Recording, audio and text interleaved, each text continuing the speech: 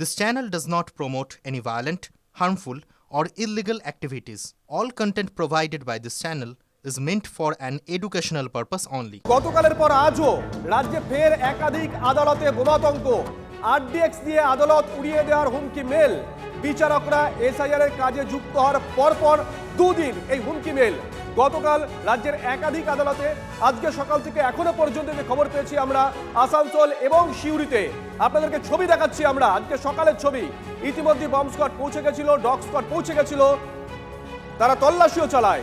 গতকাল রাজ্যের একাধিক আদালত, আর আজকে এখনো পর্যন্ত যে খবর পেয়েছি আমরা আসানসোল এবং সিউড়ি। প্রথমেই চন্দ্রশেখরের কাছে চলে যাব। আসানসোল থেকে চন্দ্রশেখর, গতকাল আমরা দেখেছিলাম সেখানে বম্ব স্কোয়াড পৌঁছে গেছিল, ডগ স্কোয়াড পৌঁছে গেছিল। আজকে মেলটা ঠিক কখন এসেছে, একই সময় কি, কোন আইডি থেকে এসেছে, একই আইডি থেকে কি কি বয়ান ছিল, একই বয়ান? দেখো, আজকের যে মেলটি এসেছে সেটা ফার্স্ট হাফে এসেছে এবং এই মেলের মধ্যে যেটা লেখা রয়েছে, আজকের যে মেলটা এসেছে জেলা জজের মেলে, সেখানে কোয়েম্বাটুর থেকে এই মেল এসেছে বলে সূত্র মারফত খবর পাওয়া যাচ্ছে। এবং এখানে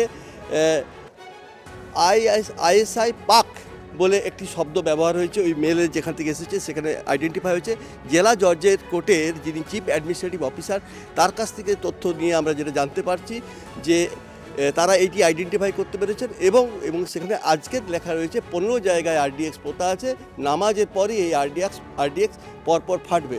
খুব স্বাভাবিকভাবেই আবার আতঙ্ক ছড়ায়, আবার কোর্ট চত্বর খালি করে দেওয়া হয়। তবে গতকাল যেরকম তৎপরতা ছিল, কিছুটা তৎপরতা কম, সেই স্বাভাবিক ছন্দ তো একেবারেই আদালতে নেই, গতকাল থেকে নেই।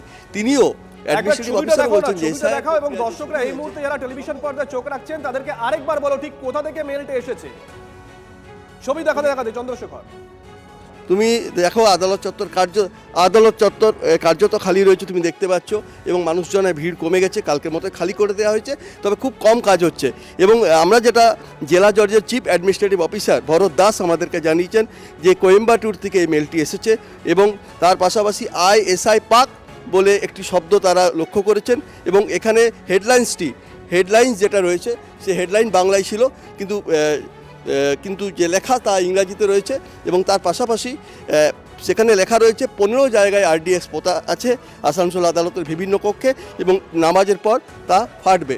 এরকম একটি তথ্য পাওয়ার পর পুলিশ তৎপর হয়, ডগ স্কোয়াড, বোম স্কোয়াড সব আসে এবং তারা ইতিমধ্যেই পরীক্ষা করেছেন, কিন্তু এখনো পর্যন্ত তারা কিছুই পায়নি। তবে স্বাভাবিক কাজ করবে। আইএসআই পাক এই শব্দটা লেখা আছে মেলে, তাই তো? একেবারেই যেটা আমাদের আদালত সূত্র থেকে আমরা পাচ্ছি, আজকের যে গতকাল যে মেল এসেছিল সেই মেলে হটমেল থেকে এসেছিলো, আজকে আউটলুক বলে একটি কোনো মেল থেকে মেল এসেছে এবং আইএসআই পাক, শুরুতেই আইএসআই পাক, তারপরে আউটলুক বলে @ করা রয়েছে। সেখান থেকেই এই ধরনের একটা তারা তথ্য দিচ্ছেন। সঙ্গে থাকো। ওরকম একটা থ্রেট মেল এসছে, তাতে লেখা আছে নামাজের পর 15 জায়গায় আরডিএক্সের বিস্ফোরণ হবে এবং সবাইকে কোর্ট খালি করার জন্য বলা হয়েছে। এটা স্বাভাবিক কাজকর্মকে ব্যাহত করার কোনো দুষ্কৃতিকে চেষ্টা করছে মনে হয়। পশ্চিমবঙ্গের যে স্বাভাবিক কাজকর্মগুলো না হতে পারে, কোনোভাবে ব্যাঘাত সৃষ্টি করেছে, সেরকম প্রচেষ্টা চলছে। আসানসোলের ছবি দেখাচ্ছিলাম আপনাদের, এবার নজর রাখবো সিউড়ি আদালতের দিকে, কারণ সেখানেও সিউড়ি আদালত উড়িয়ে দেওয়ার একই রকমভাবে হুমকি দেওয়া হয়েছে।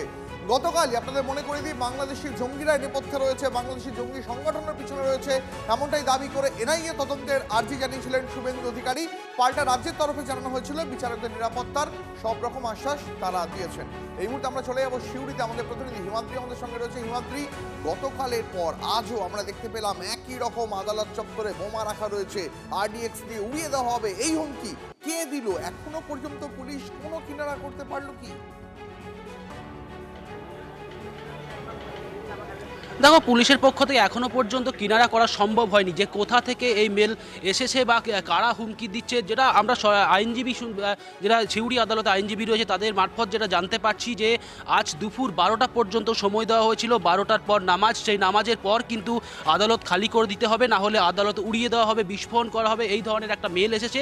তারপরেই কিন্তু প্রশাসনকে জানানো হয় আদালতের পক্ষ থেকে, সাথে সাথে বোম স্কোয়াডের টিম এলে কিন্তু পুরো আদালত চত্বর কিন্তু আদালতের একাধিক জায়গা জায়গায় তৎপরতা দেখা যায় বোম স্কোয়াডে, তারা বিভিন্ন জায়গায় তল্লাশি চালায়, কোথাও কোনো রকম কোনো এই ধরনের বস্তু রয়েছে কিনা, আরডিএক্স বা বোম এই ধরনের কোনো কিছু বিস্ফোরক রয়েছে কিনা, এই সমস্ত কিন্তু তারা খতিয়ে দেখে। আদালতের একাধিক জায়গায় প্রায় 2.5 থেকে 3 ঘন্টা তারা তল্লাশি চালায়, যদিও এখনো পর্যন্ত কোনো কিছু মেলেনি এবং যে কাজকর্ম কিছুটা হুমকি কারা দিয়েছে এখনো পর্যন্ত কোনো খবর?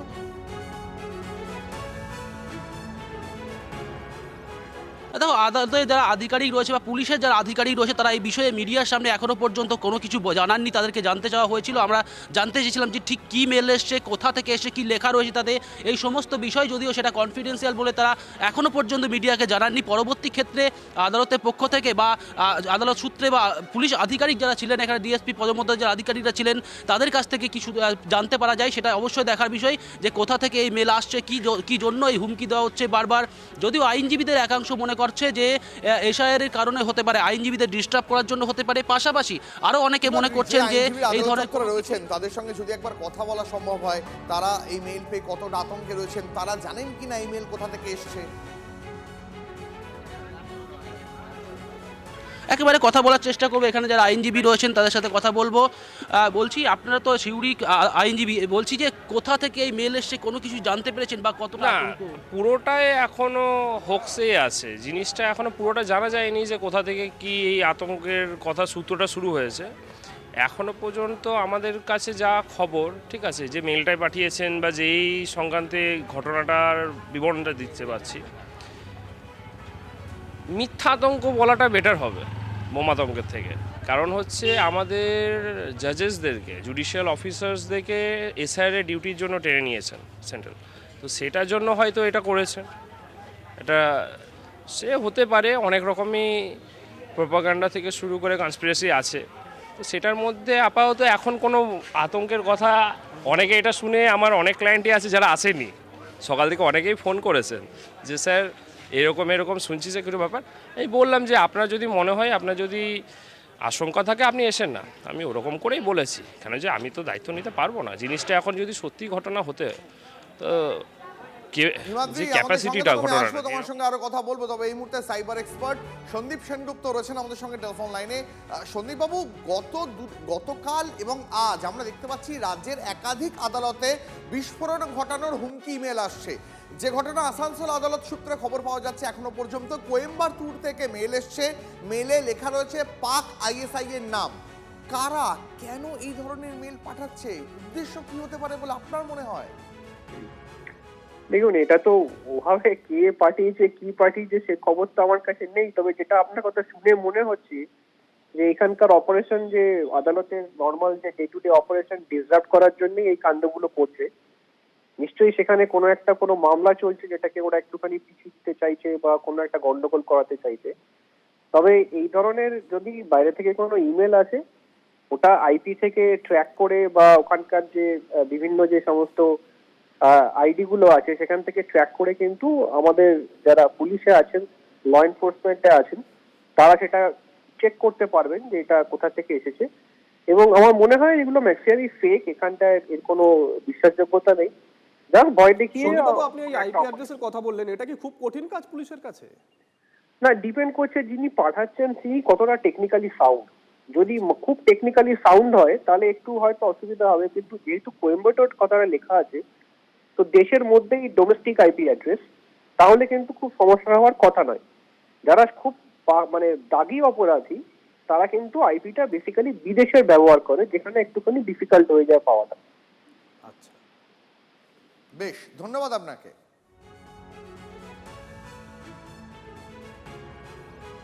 এদিকে গতকালই আমরা দেখলাম রাজ্য পুলিশের তরফ থেকে রাজ্যের মুখ্য সচিব তারা প্রত্যেকে আশ্বস্ত করলেন তদন্ত হবে, কিন্তু শুভেন্দু অধিকারী বিকেলবেলা যখন সিও দপ্তরে গেছিলেন দীপ, সিও দপ্তর থেকে বেরিয়ে তিনি সাংবাদিক বৈঠক করেন। তিনি বলেছেন না, অন্য কেউ না, এনআইএ কে দিয়ে তদন্ত করাতে হবে। ঠিক কি বলেছিলেন শুভেন্দু অধিকারী, শোনাবো।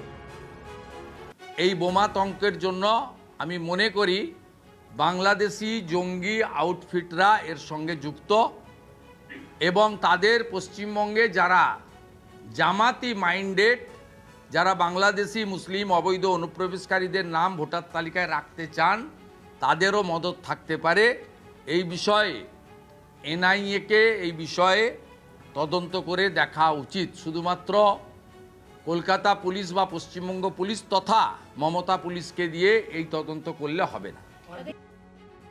যখন ইলেকশন কমিশন বিজেপির নির্দেশে চলেছে এবং তাদের হাত থেকে বিষয়টা বেরিয়ে যাচ্ছে এবং সুপ্রিম কোর্ট জুডিশিয়ারিকে ইনভলভ করেছেন, জুডিশিয়ারির অফিসাররা যখন কাজ শুরু করতে চাইছে তাদের কাজ শুরু করার যাবতীয় দেরির আয়োজনও তো কমিশন করে রেখেছে, আর তারপরে বিভিন্ন কোর্টে বোমাতঙ্কের এসব ছড়িয়ে কারা করছে তো মানুষ অনুমান করবেন।